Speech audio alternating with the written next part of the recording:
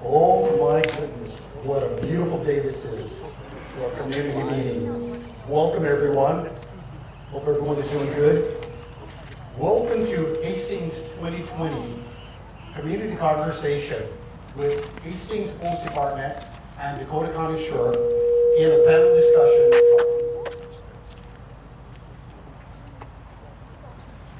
Our format is going to be, we have prepared questions for our guest panelists. Looks like you turned these off. We also have built in two opportunities for the audience to ask questions and choose. Halfway through, we'll give an opportunity for the audience to ask questions. And then at the end of this presentation, you will also have a chance to ask questions. Panelists will have 2 minutes to answer the questions. Our guest timekeeper here will give you a 10-second alert. So let's just get started. Starting off, let's have our panelists please introduce themselves. And so we'd like you to tell us what agency that you're going to bring, the position in that agency, and the most important thing that you've learned in the last few months about relations and police. You have the floor. So you want to start? You can start. I should have taken out the hand. I should have brought my mic cover here. So Yeah. How's that? Good evening. Thanks for coming. I'm Chief Schaefer, the Hastings Police Department. Let's see here. I've been here about coming up on 8 years now, and I think the most important thing that I've learned, I think over the last several months, is probably gained probably a deeper global perspective and a deeper understanding of racism compared to discrimination and implicit bias. Sometimes I think we can throw all that into one, and I think understanding the concept of social or systematic racism, I think, has probably been the most I've learned. Thank you, Brian. I'm Tim, Sheriff. And so I've been in Dakota County about 10 years. I was the chief deputy for 5. I've been the sheriff for about 5.5 years, and this is my second term. Before that, I had 7 years at the state. I was an assistant commissioner of the Minnesota Department of Public Safety, and then 22 years at the St. Paul Police Department, where I grew up. Yeah, I was 12 when I wasn't. In terms of what I've learned most about the race and the topic area, it's very personal to each of us. We all have our own experiences. It's complicated. I came at it with like oh, I got this attitude, and I really don't. And so despite how I grew up, despite who my mother was, there's still a lot to be learned. I'm reading White Fragility right now. It's part of a reading assignment for the county. Each division director is reading White Fragility, and then we're gonna have a retreat, afternoon retreat, and talk about that. After it was in our face, my command staff and I went on a 21-day racial equity challenge that was popular on the internet, where you would look at a video or read an article every day, and then you talk about it. And it was pretty interesting how hesitant they were to talk about it at first, but then towards the end of the 21 days, they were bringing up articles to me and suggesting things that I should be reading. So it kind of came full circle, so it was pretty interesting. Thank you.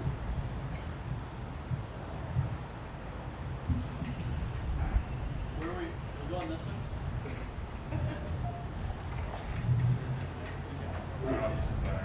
You can have that one. Hi, I'm Dave Wilski. I am the Deputy Chief at the Hastings Police Department.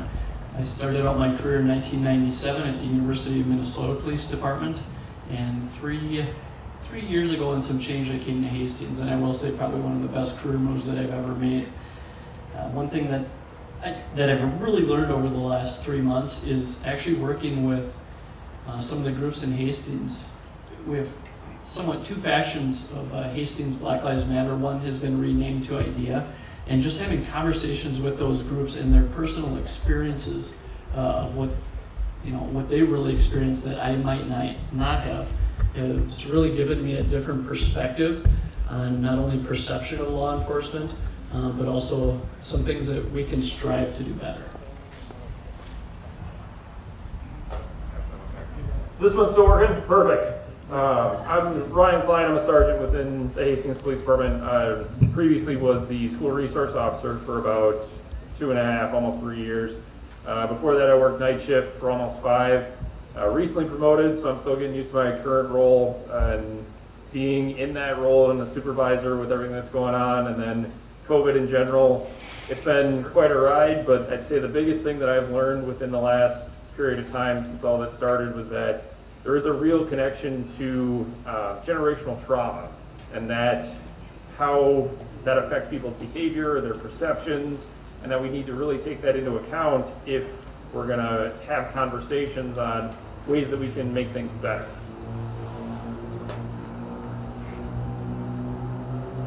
Good evening, everyone. Good evening, everyone. I'm Deputy Applicant with the Sheriff's Office. I've been with the Sheriff's Office for 6 years. And Just real close to your mouth. Or take the mask off. good evening. Good evening, everyone. I'm Deputy Leandro Henry with the Sheriff's Office. I've been with the Sheriff's Office for 6 years now, and I've had the opportunity to work in our court security division, our transport division, patrol division, and currently signed as a school resource officer before the pandemic hit. One of the things that I guess I've learned is this is a very emotional state, I believe, for everyone. I believe that this is something that we all need to address. I can tell you that I was emotionally charged when this had came out.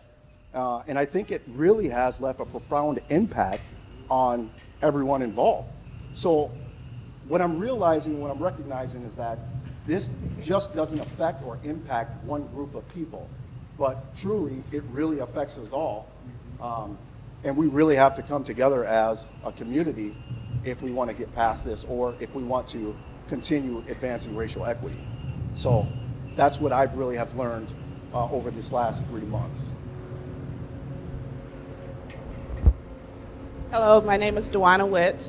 I'm currently with the Hennepin County Sheriff's Office, only been there for about 10 months now. Prior to that, I was with Dakota County Sheriff's Office for the last 16 years. I'm still a resident of Dakota County, so you can't kick me out. Currently with Hennepin County, I oversee the jail and the courts. While at Dakota County, I have the opportunity to work in many divisions, specifically with like juveniles, with the Explorers Program, school resource officer. I was a SWAT negotiator for 9 or so years.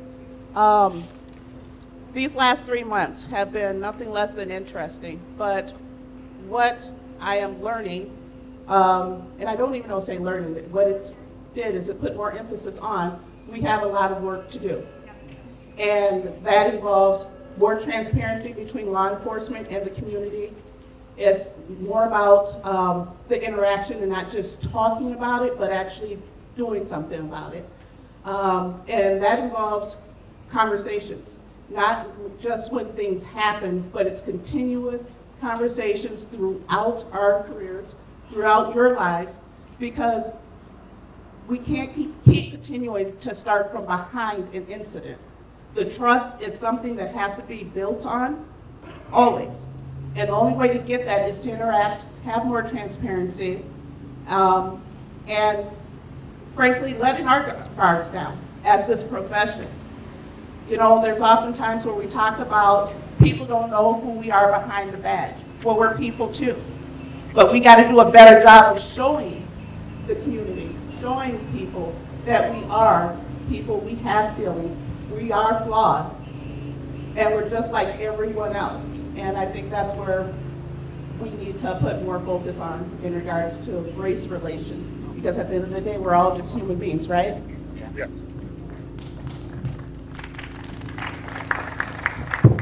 All right. Well, the next question, I don't know if everybody Well, we won't have time for everybody to answer every question, but this one really has to do with recruiting, hiring, and retaining. We know that it's a big goal for police department, sheriff's department, to increase the diversity of the officers and deputies that serve us. But please tell us about the efforts that you've been participating in to increase the diversity, and what things have you found to be successful?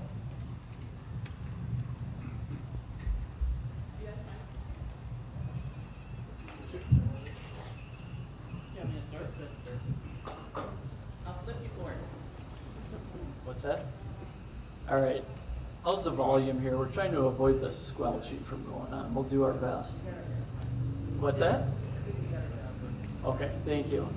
So I'm going to talk on behalf of the Hastings Police Department because I think we're all really going to have similar answers, I'll be honest with you.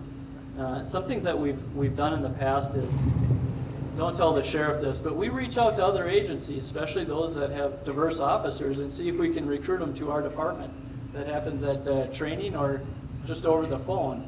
You know, I come from a different agency that had some diversity within that organization, and I'll be honest, I've reached out to see if we can bring some of those officers to our department. We've also reached out to different associations involved in law enforcement with the Latino Officers, the Black Officers Association, Women Officers Association. And one of the struggles, I'll be honest, one of the struggles that we have is the size of our agency. And by that I mean we don't have full-time staff that can go out and do recruiting, and the larger agencies really have that ability. And also, you might have an officer that has a diversity, and they look at the city of Hastings, and they might be the first officer that comes to that agency, and that's groundbreaking, and that can be very difficult for some of those officers to understand. So those are some of the hurdles that we're looking for. But some other opportunities, we've also been involved with Pathways to Policing. This was developed as a second career opportunity with an emphasis and a goal of obtaining diversity in law enforcement.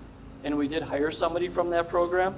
We also attend career fairs at the county and the high school level, trying to reach out to different groups. But really what's the most important is when we make those contacts in the community and somebody is interested in law enforcement, no matter what their race, we always encourage that. We give them business cards, we might give them a patch, and really encourage them to follow through and maybe join our reserve program, because that's where you have to start.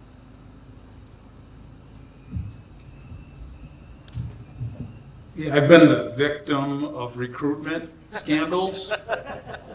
So the woman here, Duana, right after Sheriff Hutchinson was elected, he took office January 1st of 19.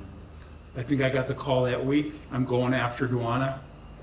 And as I think the senator will, this is a free country. I could not offer her what he was offering her, so I lost her. But we're still friends. She still lives in Dakota County, so that's good. Leondo is constantly being recruited. Leondo will be in front of the county board next Tuesday, a week from today. He will be going on a leave of absence to work at the YMCA. Right? So we're super excited for that opportunity for him, but now I lose another person of color. I have a black female on the FTO program right now, Andrea Matthews. Andrea, when she was being interviewed, she was prepping for the interview, and she walked into the Quick Trip, I think in Rosemont, and saw Leondo. And she said, someone that looks like me. And she went, I think I can do this. And so Andrea's in a squad car in the county right now. Just for your information, you may know this, you may not. Black females in law enforcement are diamonds, unicorns, whatever you want to call it. They are very rare. And in fact, St. Paul Police Department has none, 0.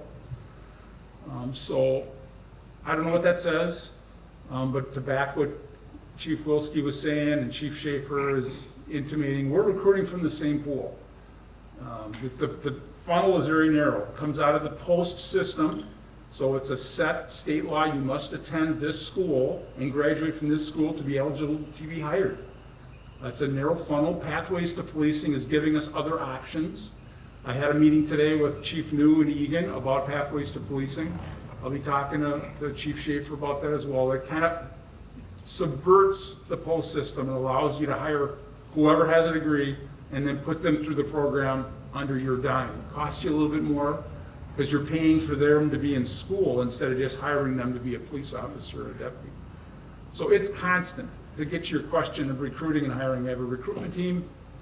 They're constantly recruiting. I reviewed 12 packets of interviews or resumes today. It's just a constant thread. The jail, which I also employ correctional deputies, is one of the most diverse organizations in the county, 22% of color, and so we're proud of that. And I just had a black female return to the jail. I think returning to your organization after they've walked away for a little while to check and see what the grass is greener, and then they come back, I think that's a really good performance indicator that something you're doing is okay. Thank you. Thank you, panelists. Oh, you have a follow-up? Okay. Please. You should be live. Hello? So recruiting starts well before people know what their interests are. Right now, law enforcement is facing a lot of difficulty attracting people with everything that's out in the media right now, things, real life events, real life experiences, trauma experiences. So recruiting starts well before people are looking to enter law enforcement. It's an indirect recruiting, and that's about your community engagement, kind of going back to the first question, you know, interacting with people, letting people know what this career is about, why we want to be a part of it, what's your passion, letting people see your human side. And then once you get people there, well, or to apply, we need to look at what are some of the typical reasons people have been not accepted into law enforcement. Our lenses need to change. You know, there's different, I did recruiting for almost my whole career in Dakota County. And I could tell you, it's like going through some of the applications, I had to do something that was more time consuming than I expected. And it was like, you see things on paper, but what does that mean? And then actually doing the digging. Is this a person who has what some people will call mistakes, I will call life experiences? Did people grow from that? Because there's not too many people out there that didn't have mistakes in their life. And I don't mean the obvious serious crimes and hurting people and things like that.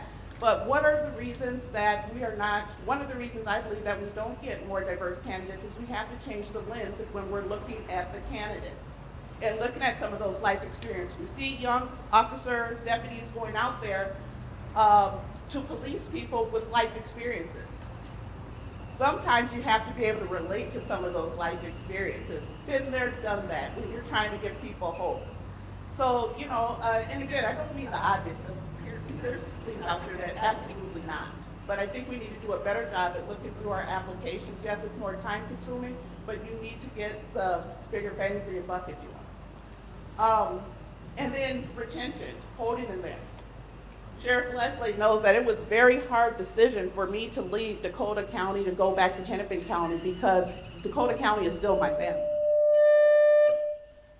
I've gained relationships with people and done a ton of community engagement with the people in all the cities and townships in Dakota County. And that meant something to me. So that's what made it hard for me to leave, is because it was about relationships. I wasn't leaving a job, I was leaving the relationships that I built. But what he got is an ally that's across the river. When I'm looking at candidates and I'm doing interview panels, sometimes you have to look at the candidates and you have to be honest with yourselves. Is this the agency for that candidate? And we should be encouraging people to work for the agencies, when we're talking about retention, that is what they're looking for. So when you're talking about if you want to, what type of agency you want to be at, that should be a question that is asked at interviews. And do you have what it is to keep that candidate there? And I have referred people to Dakota for different reasons. because I'm being honest with those people that are looking for jobs. Go to where you feel fit. I never like the phrase, it's a good fit, because when you say it's a good, this person is a good fit or not a good fit, are you excluding diversity? Diversity is more about race. It's also about experience, life experiences. What is it that that individual department needs? What are you lacking? And then plug in the pieces. I went over my time. I talk a lot.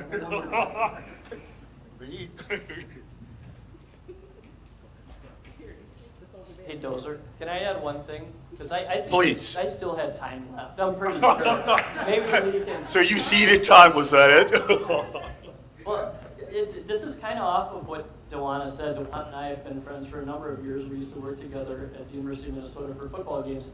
And I just think the public outside of law enforcement needs to realize, when I see Dewana, that's Dewana. That's what I see, a fellow law enforcement officer, and that's the community in law enforcement. It's the content of their character. Who are they as a person? How do they treat the citizens in which the city that they work? That's really what we're looking for. Now, it might be a different viewpoint from those that are looking from the outside in, and they're looking for that diversity. And we are too, don't get me wrong. But like Dewana said, the content of their character, are they gonna fit in this community, and are they gonna be a success for the department and the community as a whole? Okay, that's all I have. Okay, thank you. You can deduct it. So we're going to shift this one from our recruiting and retention. We're going to drop down to mental health, because I think that's an important aspect for policing in our community. So in an effort to be sure law enforcement are available for the most dangerous concerns, please respond to the following thoughts.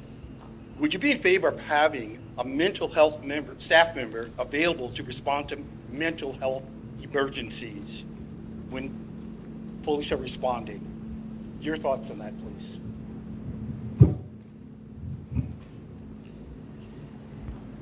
You know, I've been a strong proponent of having healthcare workers with us. The sheriff can attest that a number of our crisis meetings throughout the county, we've talked about, we have a central crisis unit at the county, 24-hour crisis, and we call when we encounter a situation when somebody's in crisis to get direction and in some cases authority from them to put somebody into care or into protective custody. And we've always said that if you could take that group of people and put them in cities throughout Dakota County, we probably could provide some type of local service very close to that. And I think Mark has probably heard me say it too, and I think some of the county folks sometimes cringe when you hear about decentralization, but I think we can do it. However, kind of an in-between gap that we have been doing, and that has been, you'll see, we have a coordinated response worker in our office from the county. She helps us coordinate services to ensure the people we deal with are routed down the right path to get the help they need. And then if you go to South St. Paul, West St. Paul, they have a police officer and a mental health specialist or mental health worker that goes out on a daily basis with them, sometimes to calls and sometimes just to do follow-ups from calls the night before or reports that have come across their desk. They're also piloting the same thing now. I think it's Apple Valley and Rosemount, I think is what it is. And these are, hats off to the county. They have piloted this and providing funding for at least these 3 positions, and we're continuing to push for more. So I think you see some places around the country this is what they're doing. It's expensive. There are liability things to look at. There has to be a clear definition of what the police officer does and what the mental health worker does when you're walking into these situations. So yes, I think we have shown that we're very much in support of it and are continuing to push and collaborate to see that happen. And I'd agree with, since we're close together, we're both in the county, whatever you said it's true. That's what we're working on. The sheriff's office doesn't have the volume of mental health calls that some of the cities do. Therefore, we don't have that availability right now. But tomorrow, I'm entertaining a proposal from a deputy who has his master's degree in forensic psychology on how to do follow-ups on the mentally ill that we do encounter. So those kind of follow-ups would be, he'd read through the reports when he gets to work, and did we have any calls, crisis-related individuals in the community that we police the night before? And then he would liaison with community services, who provide the social workers, and see if the person has a worker. And then they would put a plan together to go out and visit the person. I'm assuming that's what he's gonna tell me tomorrow, something to do with that effect. So it's a constant theme of how can we be better, how can we better serve. I offered the senator as well as other legislators in the county to come to visit the jail, see what we see, and to go on a ride along. And she took me up on the offer. She's eventually, I know, gonna get there, but it's, the dynamics of our jail right now is rather interesting. On February 3rd, before COVID hit, I had 282 people in the jail. On May 2nd, during COVID, we had 71. So those individuals, 71 that were in there, probably needed to be in there. They were dangerous to themselves or others. They were being held on serious loan charges, so they're there. At 115, 120 today. And same thing. We've got individuals in crisis that are in jail because there's no other place to put them. Jail is not a really good place. Our jail is run quite well for a 1987 model. It was built in 87 for that kind of thinking back then. Well, we don't live in 1987. We need a 2020 model for the individuals that are coming across the threshold of the jail. And mental illness, crisis, drug addiction are the three things that I see the most coming into our jail. So mental illness is a huge issue. We're not shying away from it. We're trying to be creative and trying to get solutions to that issue in our communities. Thank you. Thank you, Sheriff Leslie. Chief Schaefer, could you inform us what is the percent of calls that deal with mental illness? What are the percent of your calls that deal with our mental illness incidences?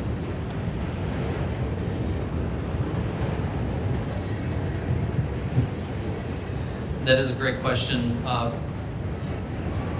I think we've had estimates anywhere from 10 to 30% throughout the county. We started a program last year with our dispatch through our computer-aided dispatch to give officers the option to document that on calls. As you know, I could ask any member out here, and everybody may have a different definition of mental illness. So we tried to narrow it down using some of the standards as set by the county that they follow, so that we were consistent through the entire system in identifying what is crisis or what is a mental health situation, or clarified. I think the sheriff would agree, any night after about 9 o'clock at night, when you start mixing alcohol, just about every call becomes a crisis / mental health issue. So that's being realistic. That's hard to define. But I know that since COVID, the numbers of crisis calls, specific calls where we have to call crisis or we have to take somebody into care, our 24-hour holds have increased. Suicidal complaint or threats of suicide have increased. Overdoses have increased. I think countywide, at least I know it has in Hastings. Thank you. All right. I think now we're gonna have the audience. If you have a question, I'll walk the mic out to you. And if you want to address your question to anybody in particular, feel free to. Or if you just have a general question, that's great too.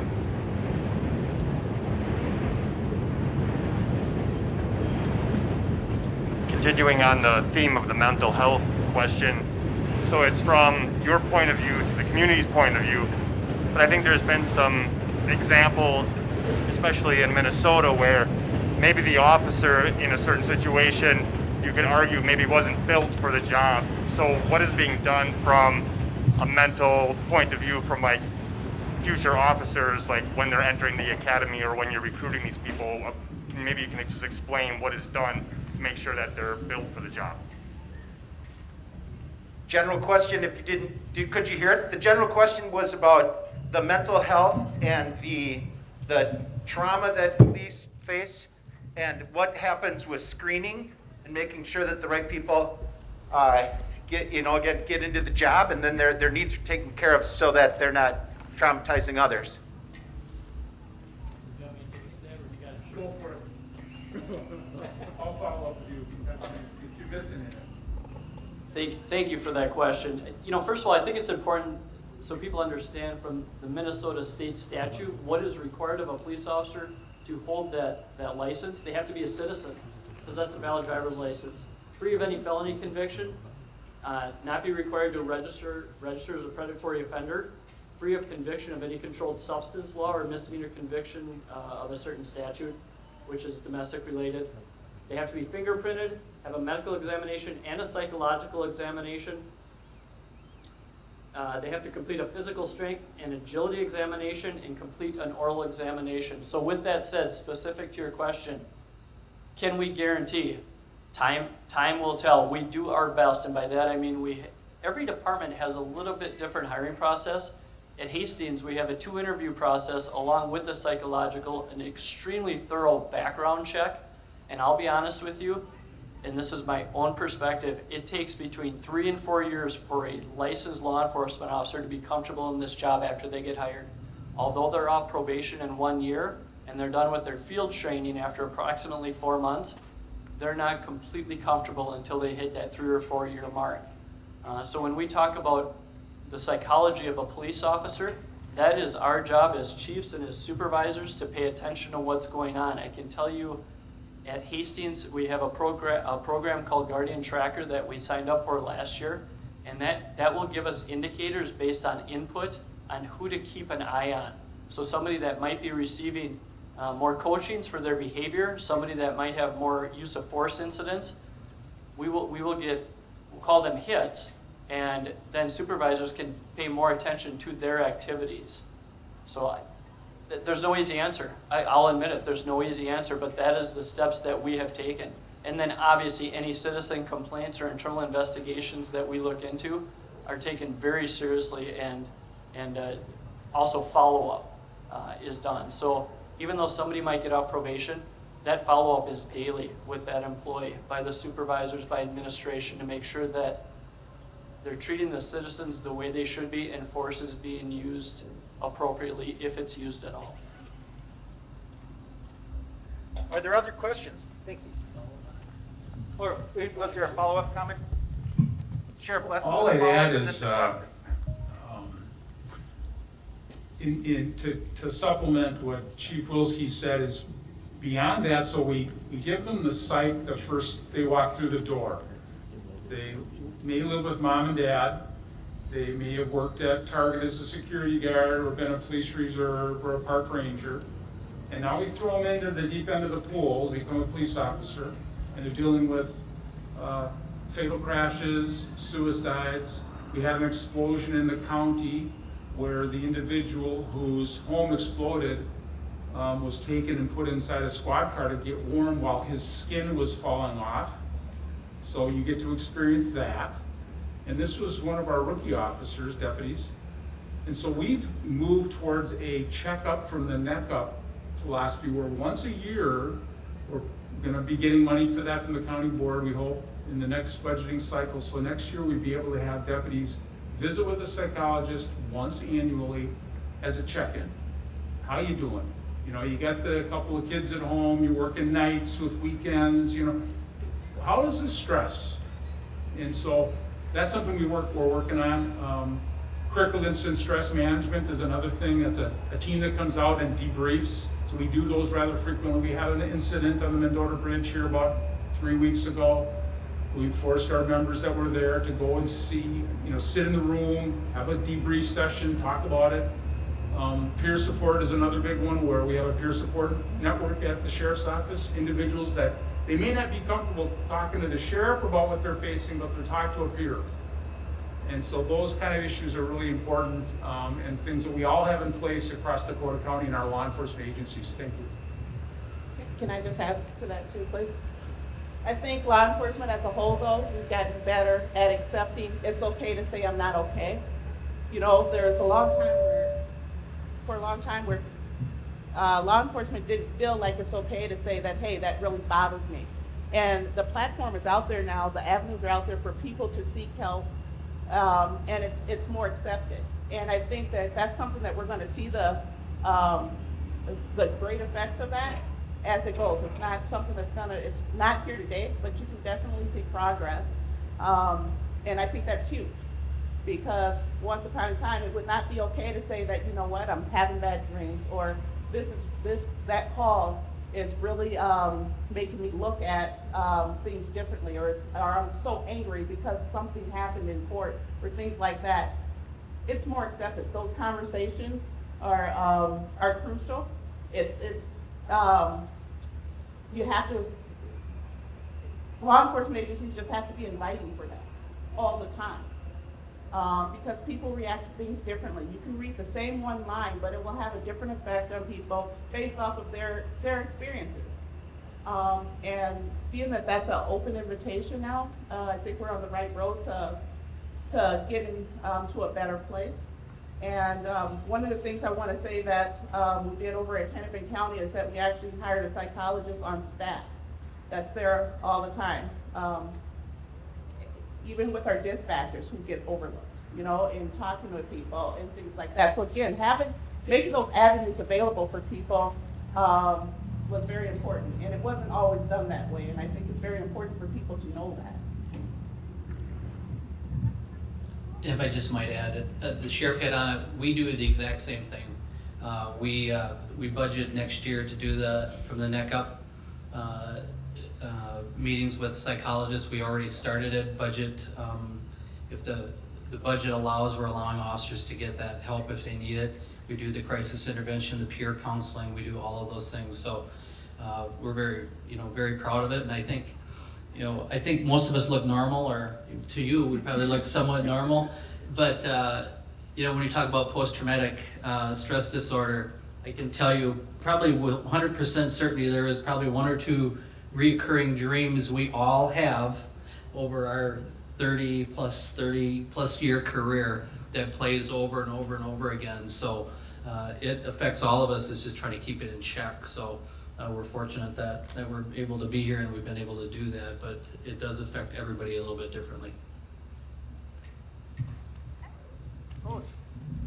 Hi, first I want to thank you all for your service in law enforcement, because it's always been a tough job, and I think it's gotten so much more difficult. So thank you. And through this extra discussion, you partially already answered my question, but I'll ask it anyway. As an educator, and I see more of us around here, we have to go back for continuing education. We're constantly being trained, and lately it's all been about diversity and mental illness, so that we know how to handle it. And when you're on a crisis call, you are thinking on your feet, and even if you have a psychologist on staff, that person is not necessarily with you. Are you continually trained, and I know you kind of touched on this, in those fields of what to do when you realize that there's a mental illness issue with this person that maybe you were called on, so that you always are able to handle it correctly on the spot? I guess I can really speak to that. Having worked patrol here and in Wabasha County, I've responded to a number of mental health calls, and it's always at the forefront when it comes to CIT training. So at Dakota County, and really throughout the state of Minnesota, all licensed police officers, I believe, are going through the 40-hour course of CIT training. But crisis intervention training. So working in the school as well, I've dealt with, most of that student population are dealing with some form of mental health crisis on a consistent basis. And absolutely that factors into some of my judgment calls, right? That's important. If they're struggling with some of the most basic needs, that needs to be factored in. So when it comes to putting mental health at the forefront, I believe personally, and being a part of and working on the street, that deputies and officers are putting that at the forefront. That we are taking the time, we're sitting down and we're having those long discussions, right? you know, as long as we have the number of cars on patrol, we can sit and have an hour discussion with someone who's struggling with mental health. So that is important, and that's what we're all striving for. We're striving to sit there and have those in-depth conversations. We may not get to the root cause of the issue, but we are able to refer them. We are able to connect with crisis and get them the help that they so desperately need.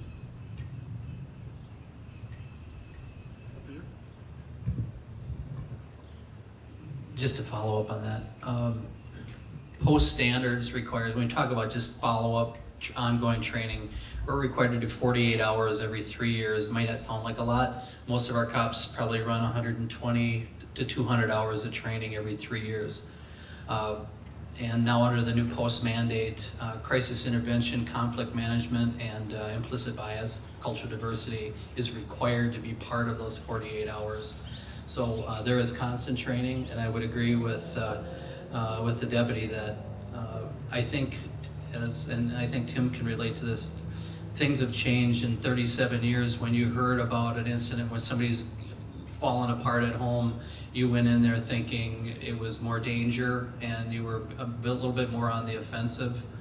And now I think the first thing that obviously comes to mind when you hear the call, you automatically go to crisis intervention mode and use the training. And I think all of our officers are trained in crisis intervention. It's a 40-hour class. You take an officer off the street for 5 days, do hands-on training, and know how to recognize those types of mental illness, the different types of crisis, and they run through scenarios on how to best handle and de-escalate. And I know we hear a lot about de-escalation. You bet. So just to follow up this morning, so it's not just with street level officers. To follow up this morning, myself and the deputy that the sheriff was talking about this morning, or talking about earlier, we just held a class for our park rangers this morning surrounding racial equity and surrounding mental health. So that was a 4-hour class for our park rangers who aren't licensed staff. So the sheriff had reached out to me and asked, hey, would you be willing to host this class? And I said, absolutely. And being able to recognize that, yes, we need the racial equity component, but as well as the mental health component. So I did ask the sheriff, would you be okay with if I pulled in our deputy who really emphasized or have an emphasis on mental health? And he said, absolutely.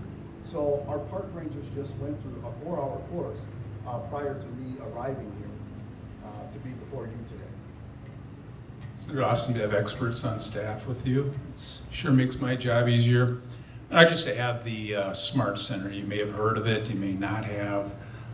The Smart Center was a concept that we began in the county several years ago, got approval at the state legislature for $6 million from the legislature, 6.5 from the county. I see Commissioner Slavic in the back. Thank you, Commissioner. And we broke ground on that first week of June. And it's located at Highway 52 in Concord. If you can see where the Invergrove new fire station is, it's right next to that, and they're digging the hole.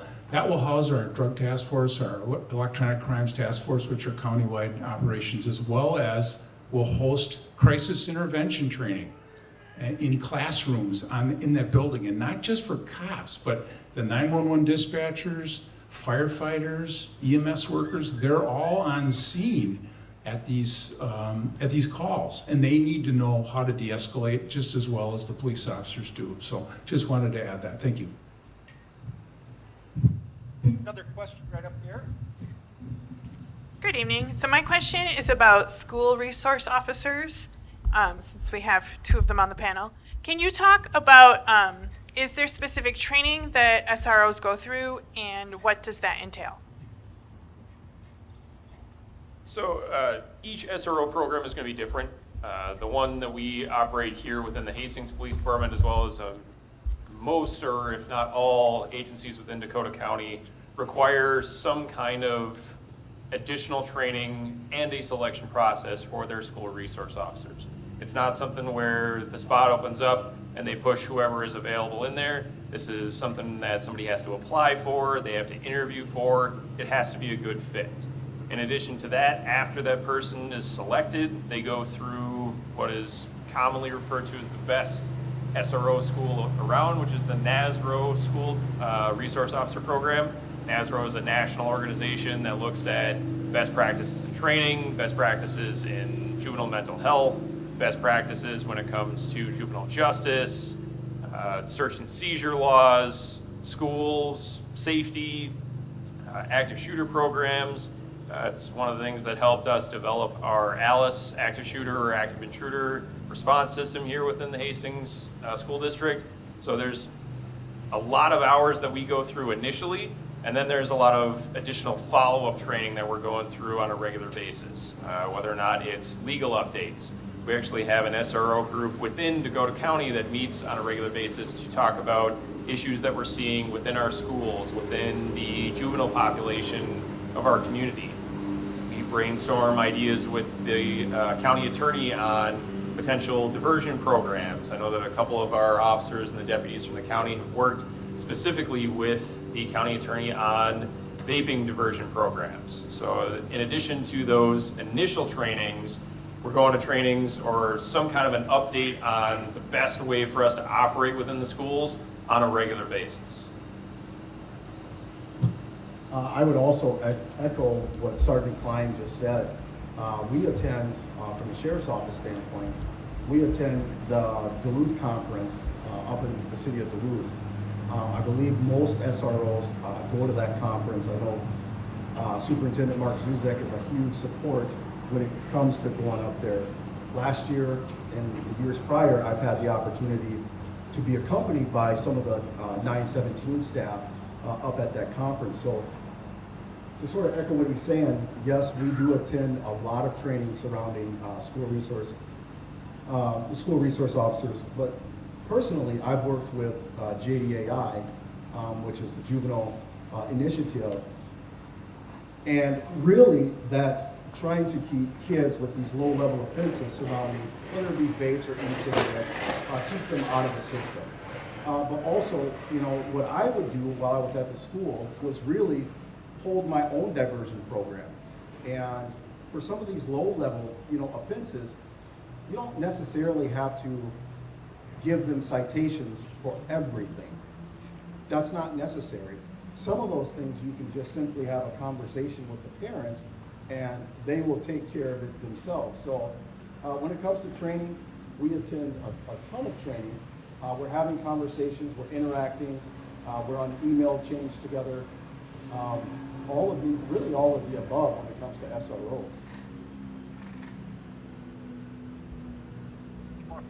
Another question here from Erica Peterson. Yeah, so my question is, in the wake of George Floyd, I have been looking at a lot of resources, and one is called 8 Can't Wait. And it basically rates big cities on 8 different policies that would have maybe prevented something like this from happening. Things like banning chokeholds. And I have a list of 8 here. St. Paul, for example, does 6 of the 8, which is pretty good. Minneapolis had 4 of the 8, so there were not a lot of protections. My question specifically, I think you addressed a lot of things. Is there a duty to intervene? I understand there's a lot of stress on officers, and I appreciate what you're doing. I think at some point we all need you. And so, you know, if there is a notice that there is, you know, excessive force used, is there a duty to intervene? Is there a policy about that in your books in Hastings?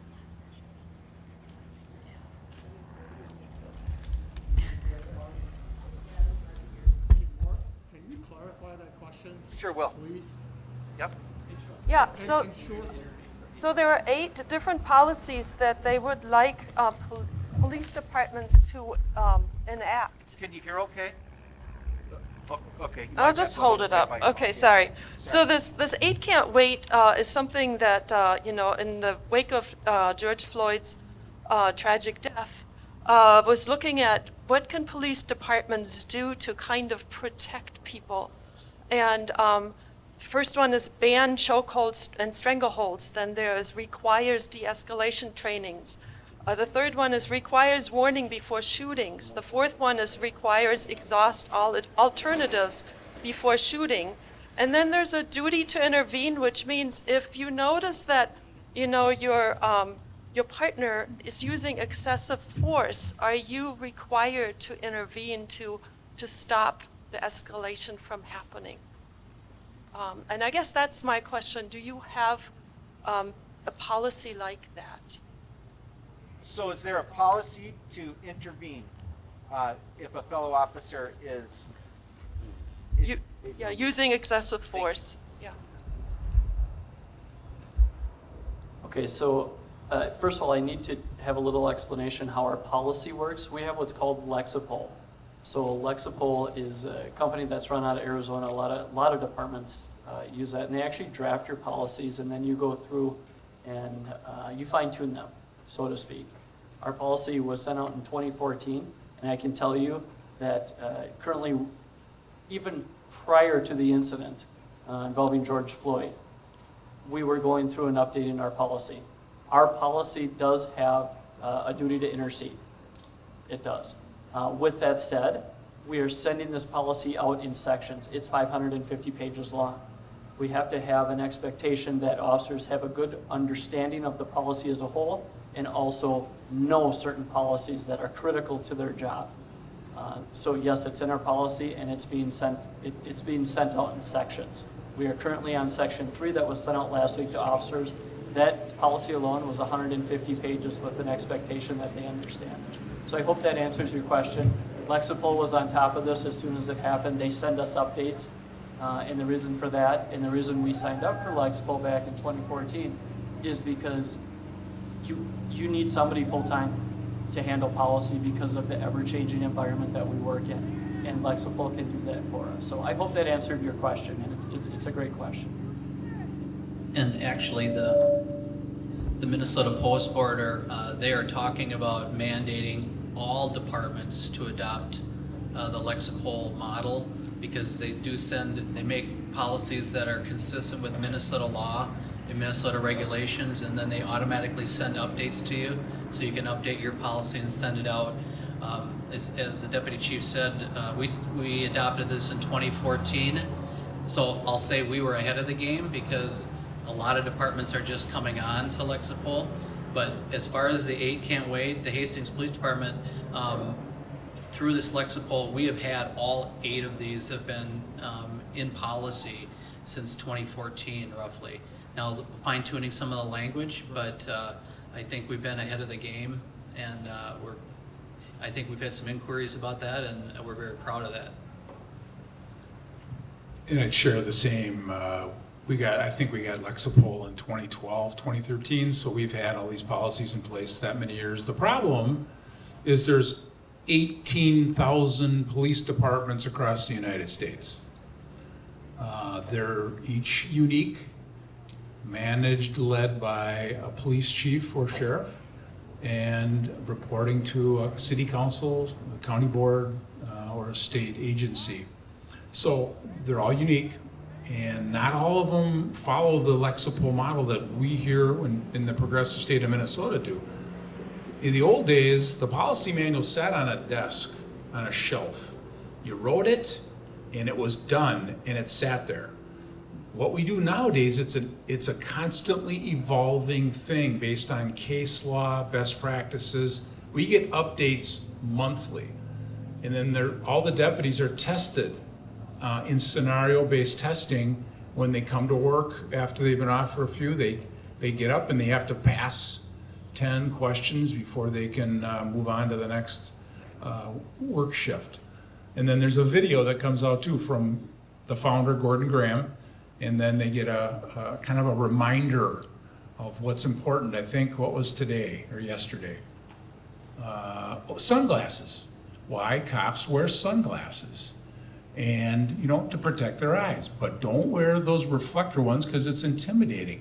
So kind of a history on, that was kind of a cosmetic thing today. But he usually talks about driving conduct, why seatbelts are important, how to behave at a crime scene, officer-involved shooting scenarios. I mean, it's a constant theme of updates that we receive now, not this thing on the table that sits there, and then in 5 years you take it down and go, I suppose we better look at it again. That's not contemporary.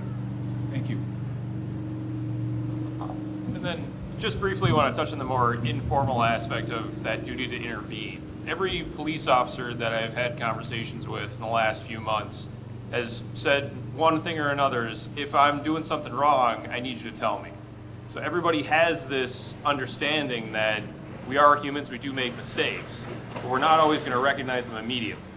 And it's a duty on us as supervisors, on our administration, to make sure that we're having those conversations on a regular basis. And it's something that we take very seriously, that we're going to have conversations with people, we're going to debrief on stressful situations, we're going to find ways that to do things better. In addition to, we look at our department like a family. We need to get to know people that we work with, people that we supervise. So when we start to see somebody get into that zone where they're going to go too far, or they're reaching their limit on what they can handle, that we can intervene and have them step back. And that's something that we have conversations with about on a regular basis, whether or not it's a roll call or whether or not it's sitting around having coffee. But again, it's a focus of something that's in a more informal, in addition to that official policy on that duty to intervene. Thank you. Just folks have a question. Thank you. Thank you all for everything that you do for our communities. We value you greatly, and for taking the time to talk with us today. I am appreciative of hearing that all the officers and deputies have been taking the implicit bias and cultural diversity types of training. But I'm interested in knowing, in each of your agencies, what are you specifically doing to address racial profiling, to ensure that officers and deputies aren't engaging in that behavior? What kind of inner review do you do, looking at logs and policy types of pieces that you're implementing? I'm just really interested in hearing about that piece. Thanks.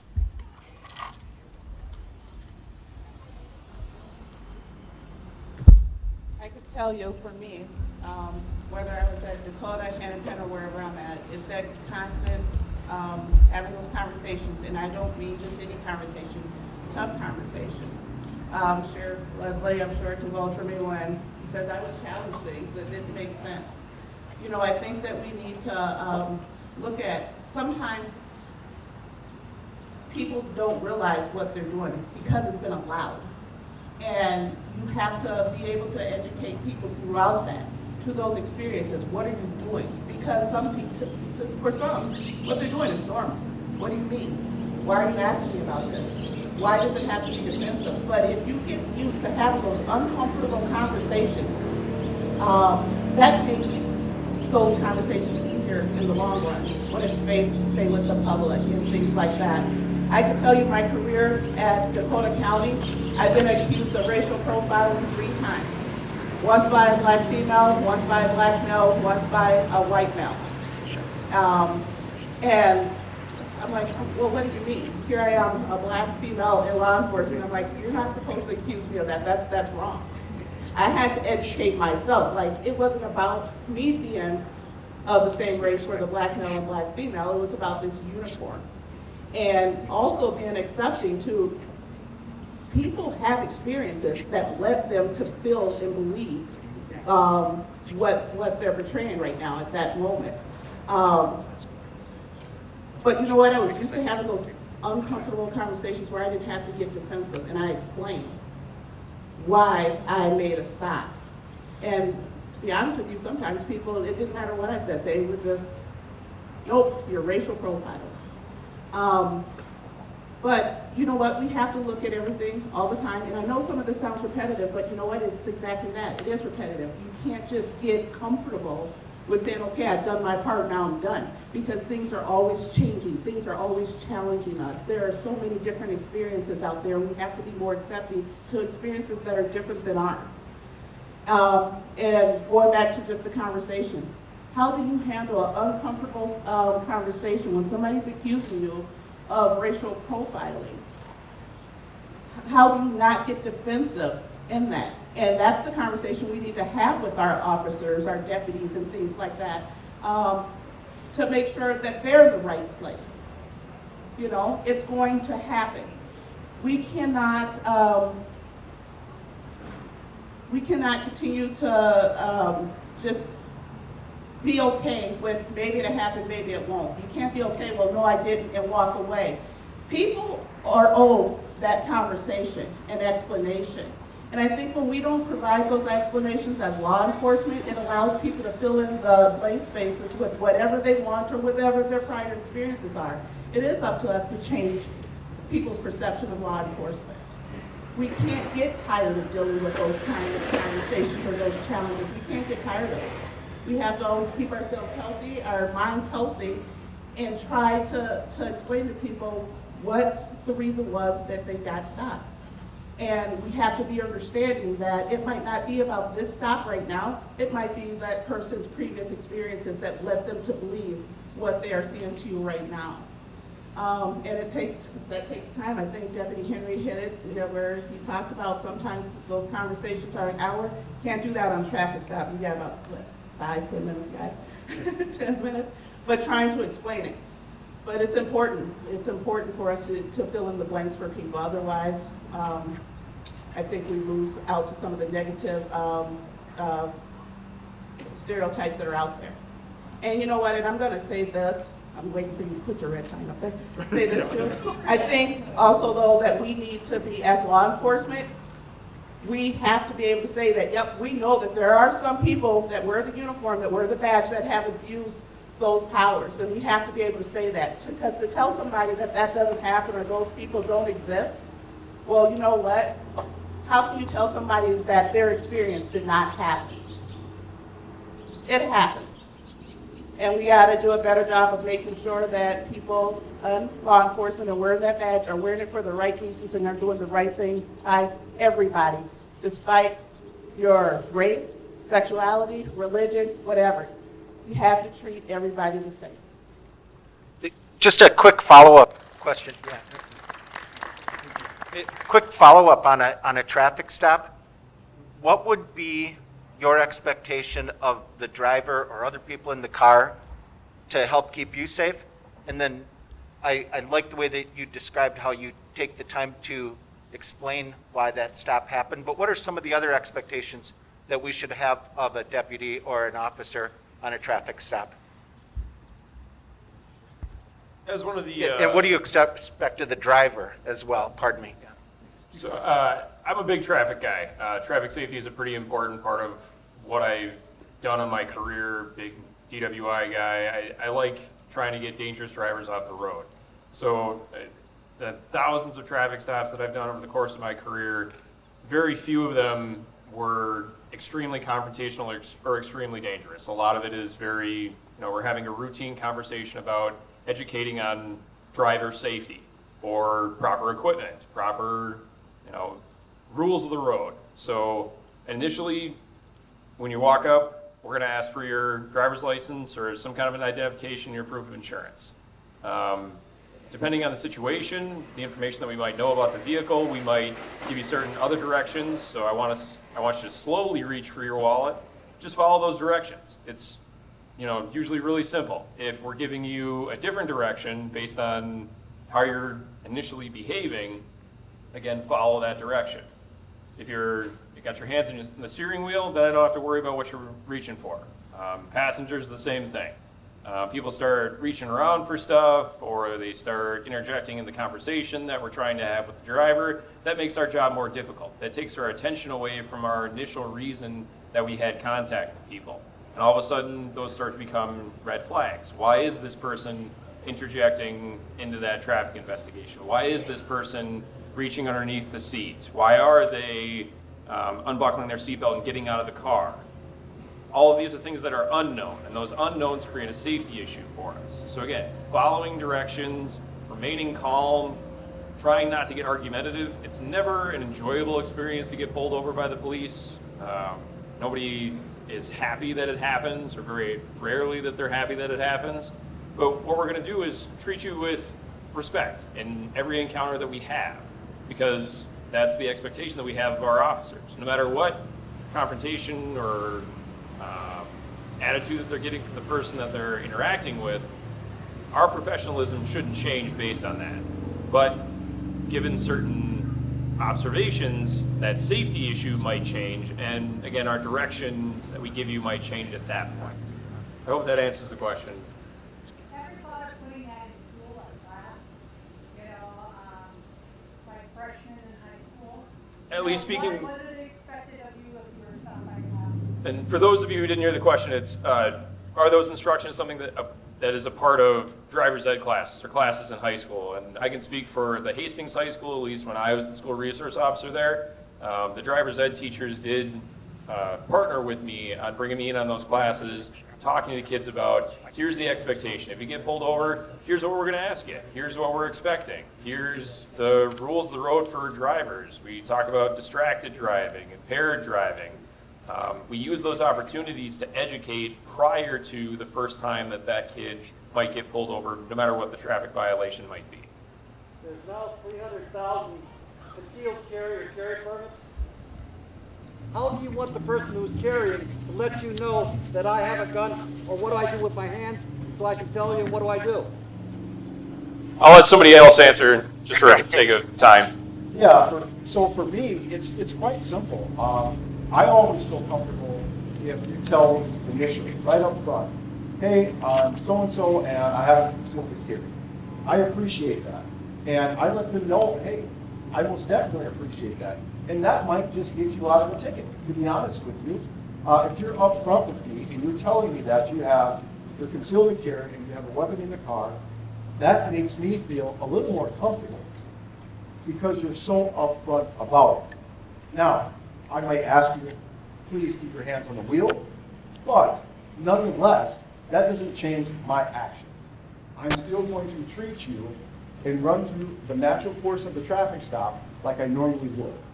Am I a little more heightened? Oh, that's possible. But the reality is that as long as you're telling me, I'm assuming you're not going to use that weapon to hurt me. Does that make sense? And along those lines as well, I'll admit I don't complete a lot of traffic stops anymore. But if you have officers that have experience with traffic, they have years on the street, they're probably going to handle it just like the deputy explained. Then again, you might have a younger officer that becomes a little bit more excited. He might ask you to step out of the car. He might take control of your weapon for his safety, and hopefully he's explaining that to you. But I would hope that anyone that goes through permit to carry classes, they are talking about this in the classes and what to expect when you're stopped. And if you keep your hands visible, lights illuminated on the inside of the car when it's nighttime, and just explain to the officer that you have a weapon in the car and this is why, 99.9% of the traffic stops are going to go just like that. It's when tempers start flaring or somebody jumps out of the car because they're upset they got stopped or whatever reason they might have, that's when things start going south, so to speak. And if I could, because I have the microphone, I wanted to comment real quick on council member's question in regards to racial profiling. And I could give you all sorts of politically correct answers that we have telematics in the cars and we review body-worn cameras and squad video, because we do all of that. What it comes down to, in my mind, and I don't want to speak for the chief, but we talk a lot about this, who are you hiring? It goes back to that content of character. Are you hiring the right people? Are you paying attention to what they're doing? Do they have the right personality to work for your department? And I think we can all agree that we look at maybe our parents or some older friends that we have, they have a different mindset than the younger generation has. So we are making improvements as a society. And that's the direction we need to keep going. But for me, I can't send somebody to a class and they're going to change overnight. They have to be a good person coming into this profession and have good morals to be successful. And that's, in my mind, that's the biggest thing. And we definitely are tracking. And this kind of overlaps with racial profiling. I think we've always taught our officers, and as I've always been taught, you make the decision what you're going to do with the person before you get out of the car. So if I pull somebody over I should have made the decision that I'm gonna cite them, or I'm gonna warn them, or whatever I'm gonna do. And when I walk up to the car, the color of their skin or their nationality or any of those other factors shouldn't make a difference.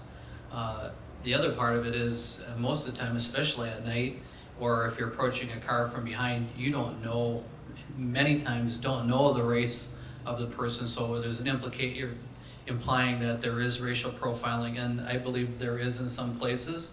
And I think Dewana pretty much said is that there are some bad cops out there, and that's what they do. But we always encourage our officers to do that. And then the calming piece, I'm a big believer in verbal judo, and that is just basically when you walk up to the car, we try and de-escalate. I've seen people break out and cry, they're shaking because they've been stopped by the police. Calm them down, explain fully why you stopped them so that's clearly up front. As a matter of fact, I always identify myself. Hey, I'm Chief Schaefer of the Hastings Police Department. I'm stopping you for speeding today. Can I have your license and insurance? So I'd like to be upfront and get all that communication out. It puts a name on me. It's my name. I'm not just a cop walking up to the car. I have a name, I have an identity, and that helps because it makes us a little bit more human. And then the other piece, to the gentleman that talked about the concealed carry, I think they might be teaching this in class because I make a fair number of traffic stops, and I can say in the last 6 months, out of the dozen I've made, at least 4 of them was a concealed carry. And when I walk up to the car, they have both hands tightly gripped on the wheel. And I know right away. And they'll tell me, or I'll ask them and say, hey, that's cool, I'm cool with it, just get your license out slowly, and we just carry on our conversation. So there's a lot of good things. Despite the reason we're here, there are a lot of great things going on and a lot of great interactions going on. Hastings PD makes over pretty close to 5,000 traffic stops a year. And I don't know if we get a complaint on more than 1 or 2 a year. So we like to focus on great things that are happening. There are a few that maybe there's a feeling that somebody was mistreated, but most of the time the things that we have in place, body cameras, squad cameras, we've got it all at our fingertips, and we take care of it right away, whether we say, no, the officer was extremely pleasant and extremely professional, and you weren't, or vice versa, and it's dealt with right away. Really quickly, I would just like to touch on a traffic stop that I had, which is on YouTube. If you have the opportunity, please go and view it. It was actually quite comical, very stressful in its initial stage. While it didn't have to do with anything of racial profiling, it most definitely was a very hostile situation. So if you go to YouTube, you type in Dakota County Sheriff's Office, that traffic stop will pop up. But in short, I had stopped a vehicle for going 65 and a 55. This is down on 280th Street. And the driver had pulled in. I started my initial contact with him, and he became hostile very quickly. He began to record me, and at that time, I felt safe because of he had his phone in his hand recording me. Therefore, that let me know that he didn't have a weapon in his hand. So that put me at ease. But nonetheless, he was very aggressive, he was very hostile, and just like we spoke about earlier, during an earlier session here, is that CIT communication and how to properly de-escalate those types of situations. So here was a situation or incident that could have went so very wrong, but because of those CIT communication skills, that traffic stop at the end, that driver wound up thanking me, told me that I wasn't a bad deputy or that I wasn't a bad officer, and He said something a little more crude. well, I would. He cut his video off before he said all of those things. Yes. So my dash cam caught all of it. If you would like, please go watch the video, and you will see how I handle hostile traffic stops in a hostile environment. But nonetheless, those CIT skills come into play when it comes to de-escalating situations. So just take a look at it. If If I could throw just one quick comment out there too, just so everyone understands, I know that we're changing the way that we train officers, that are going through the skills programs, and we're adding crisis intervention, and we're adding how to deal with mental health. But for many officers that went through skills years ago, and I'm not kidding here, they showed you video after video of cops getting shot. And then you get hired, and then you go out on the street, and what do you think is in the back of their mind? And so when you say that officers are really tense, sometimes they're really tense. Sometimes they have a reason to be, and sometimes they just might not have the experience yet to deal with every situation. And I can guarantee we are always working on that. That's one area that I think we also need to improve on, is how are we training our officers before they come to your cities and are licensed as a law enforcement officer? Okay.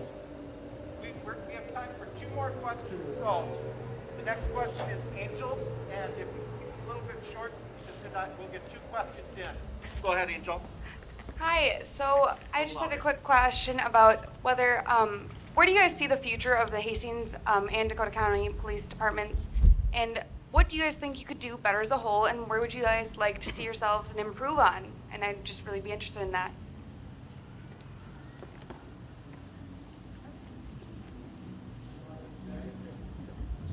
Could you repeat that? I'm sorry, I missed a little bit of that.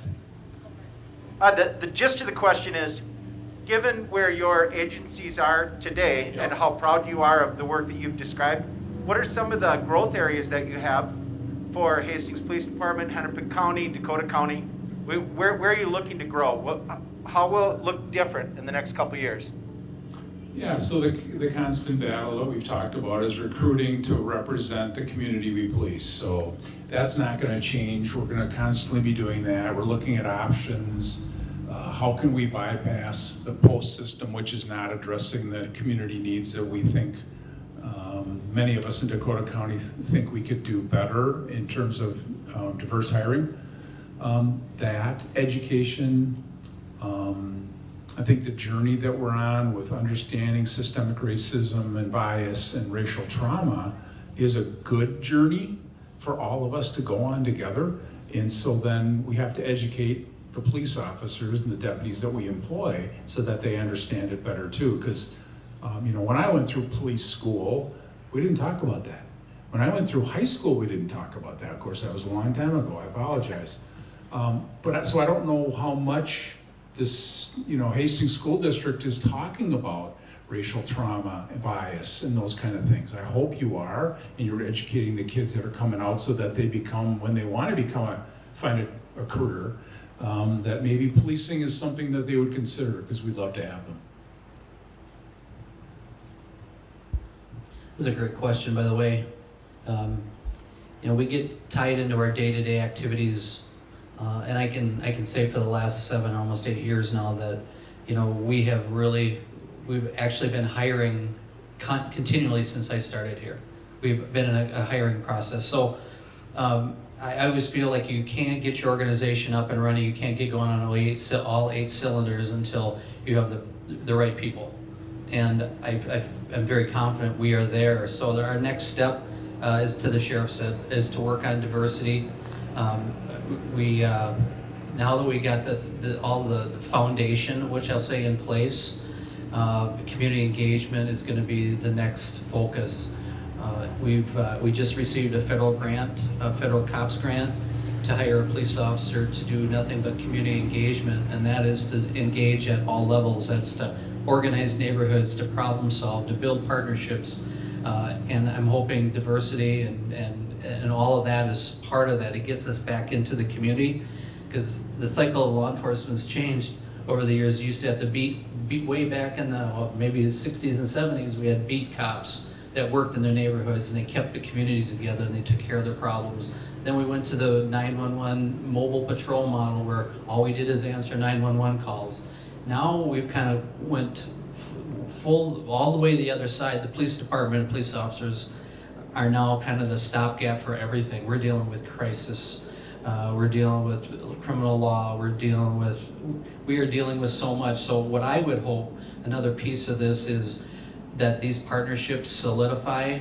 I think lot of stuff has fallen on our shoulders, and I think it's important that organizations, counties, state, federal, local, that people start assuming responsibility for some of the things they're supposed to be taking care of.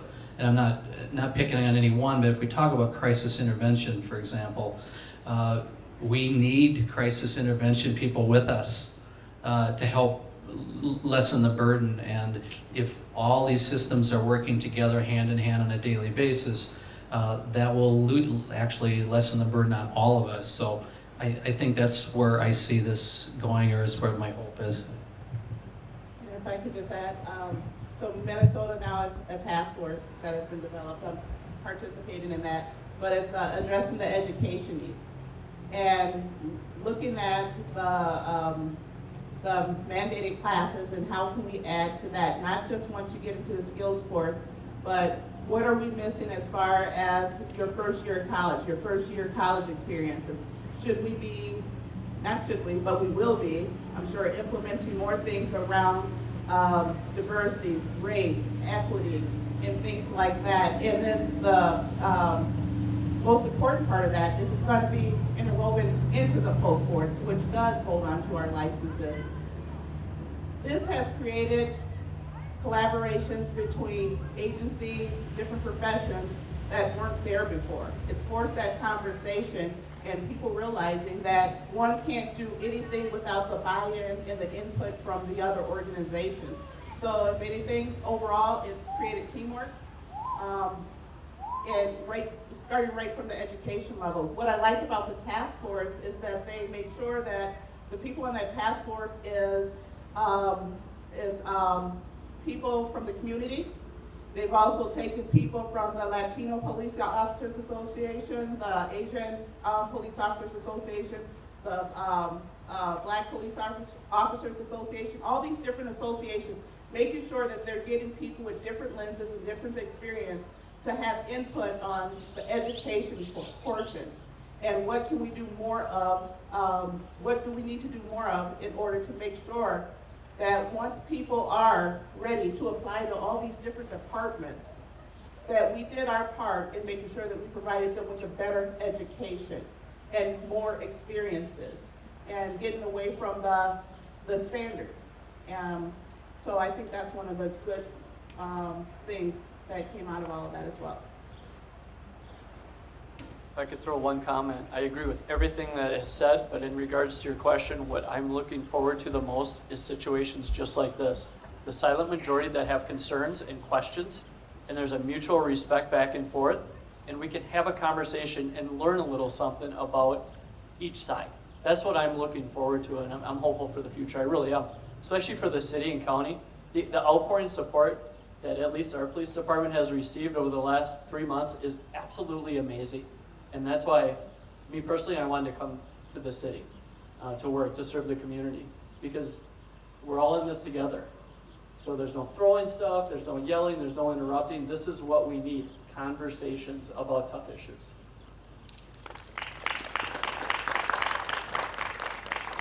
And the final question of the night comes from Lori Brox, Councilmember Lori Brox. My question is about one thing that you said when you were talking about how you pick people that fit in your culture. And this statement, or this question is not to assume that you have a dysfunctional culture within your department, but if we're sitting here and we all agree that there are some things, some cultures inside of law enforcement that need to change, how do you know when you need to hire someone with a different background or a different opinion than you have typically hired, and that will help change your culture? How do you know when there's certain things about your department that you know need to change? And how do you handle that when you're going through a hiring process? Can I start with that one, if you guys don't mind? Told y'all I talk a lot, right? It's doing exactly what we're doing right now. The transparency and making sure that the communities know what we're doing and what's involved with our departments. And if somebody from the community who's not a part of that organization, or someone from another organization starts questioning you about why is this way, or why are you not doing this, that is when we have to be able to look at, okay, why are they asking this question? and being accepting of those questions. But I think that by having that community involvement and having like people who are not employees of the agency have some say in that, that is how we keep changing and making sure that our culture is reflecting everyone. We have to be accepting of those questions. These mosquitoes are out here, sorry. I'm not just doing all the okay, I'm doing that. But no, I think that's where that starts, you know, because the culture of the department is very important. And making sure that we are satisfying the people that we serve and protect every day, we have to hear from you. And I think that's where, again, those questions start is when people are asking us, why are we doing things one way or another? That means we're not doing a good enough job with explaining the reasoning for the things that we do. So having those open conversations constantly. One thing I'd add, as you can tell, when she left the organization of the sheriff's office, there was a whooshing sound, right? So how do I replace that? That's difficult, right? So we're moving towards a radical transparency model where everything we do is open to your review. I have a Citizens Advisory Council that I meet with quarterly. They review all the use of our drones, and now they will begin looking at use of force as well. So we will bring that in front of them, and then they can tell us how the culture is operating from their perspective one step away.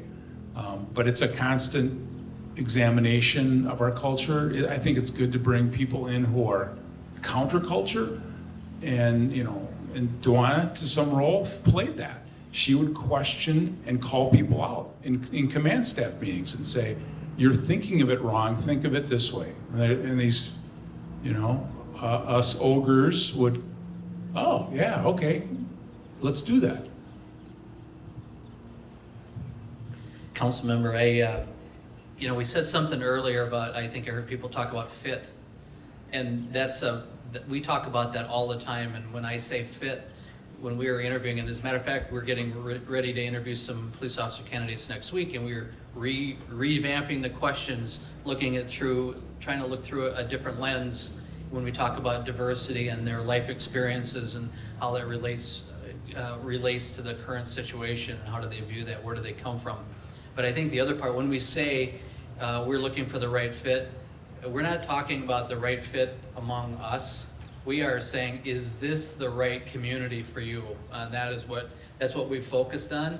And there's a double-edged sword there, because we know that Hastings is predominantly a white community, 94% thereabouts. And so we also have to be careful when we say we want to make sure you fit. And we're talking about your morals, your values, and how you like to treat people. But at the same time, that also sends a message that, well, we're looking at you. Fit means, well, you're predominantly white, and so we want to make sure that isn't the message. So it is tricky, because how do you all want the right police officers here? And I would hope that no matter what the color of their skin or their race or sex is, it doesn't matter. You want a good police officer. We do too. We want to make sure that meshes well with your expectations. So there's a delicate balance, very delicate balance, to make sure that we get the right candidate in training, and we go through through the right lens. And we do. We've had a number of candidates that come in and challenge us, and we're good with that, because we don't want, you guys have heard me say it, we don't want a bunch of clones. We really don't. So we still, at the end of the day, we want the best candidate that's going to serve you and do the best job for you. So that's kind of our perspective. Well, thank you very much for being here. Just a couple more general thank yous to those folks out there in green shirts who are on the Thrive board. Thank you for your leadership in putting this together. Thrive sponsors one activity a month where the community can, have an authentic learning opportunity. This is one of the best we've had. Thank you for your time tonight. Thank you for your service to the community. And what has impressed me most and most deeply is these two things: humility and humanity. And seeing past the badge, that's a great way to see it. So thank you very much. Thank you all for being here.